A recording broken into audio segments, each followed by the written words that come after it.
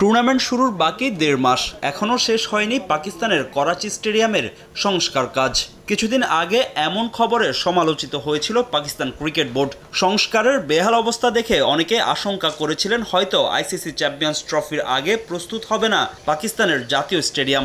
অথচ এই ভেন্যুতেই গড়াবে ICC champions ট্রফির উদ্বোধনী ম্যাচ, যেখানে স্বাগতিক পাকিস্তানের মুখোমুখি হবে নিউজিল্যান্ড। সমালোচনার পরেই নড়ে চড়ে বসে পিসিবি। বিষয়টি নজর এড়ায়নি পিসিবি প্রেসিডেন্ট মহসিন নকবীরও।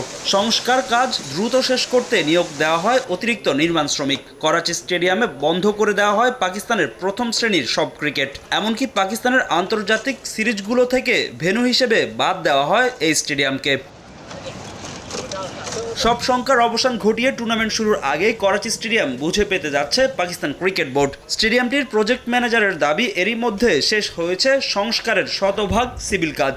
কিছু কাজ বাকি থাকলেও আগামী 31 জানুয়ারির মধ্যে পুরোপুরি প্রস্তুত হয়ে যাবে ভেন্যুটি। সিভিল ওয়ার্কস 100% কমপ্লিট হয়ে গেছে।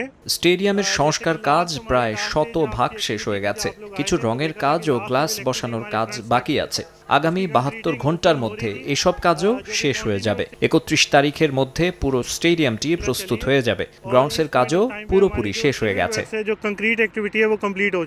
সংস্কারের পাশাপাশি বাড়ানো হয়েছে স্টেডিয়ামের দর্শক ধারণ ক্ষমতাও।